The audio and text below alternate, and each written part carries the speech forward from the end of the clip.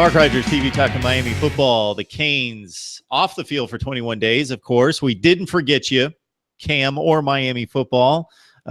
In your absence, everybody else was playing football for the most part across the country. In Miami, now only 2 games in following a 52-30 win over Toledo, and a big coastal showdown with Duke coming up this weekend on a Friday night. Cam Underwood joins us from State of the U to talk Canes. So, you know, before we really dig into the football, Cam, give us a sense of what the campus looks like, the area. It sounds like your situation is good, but you got to just every time you turn around see some remnants of what happened. Yeah, and, you know, thanks for having me on in case you guys have forgotten what I look like or sound like and everything. Still here, you know, still standing, still strong. Got to rep my turnover chain shirt, you know, that I got when they put those up. Not the official Adidas one because I got the first one. I got to get the Adidas one as well, but, you know, got to represent. So, yeah, getting serious. There are still indicators that, you know, Hurricane Irma was here. I was telling Mark before we started recording that outside of my apartment over here, there's a big tree right by my bedroom window. And instead of coming into my house, it went to the next building over. And they ended up having to chop that tree down and, you know, chop it up and things. So there's a large area of, you know, just remnants of the tree that are there. There's other trees that are down on my local street and other places around. You can go around South Florida.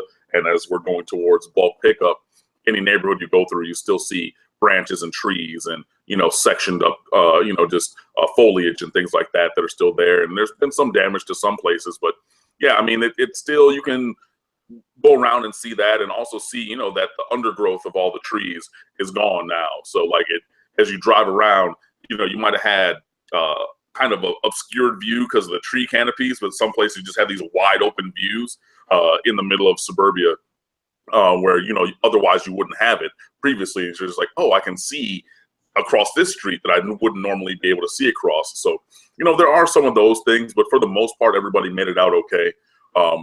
You know, all of everything that I know, everyone who I'm associated with, their homes are fine. My home is fine. My mother's house is fine, and things like that.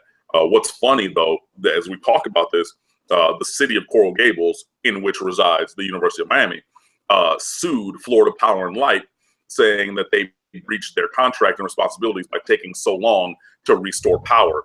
And Florida Power and Light then clapped back with a statement from their legal counsel who said, well, you know, we've tried to communicate with you. And Coral Gables, if you've seen pictures, has this very lush tree canopy going down these streets. So the trees are just like all over. They're right next to the roads and they grow. There's a canopy. It looks like something out of Pleasantville or American Beauty, you know, where you drive down the street, you can't see up to the sky because the trees grow over.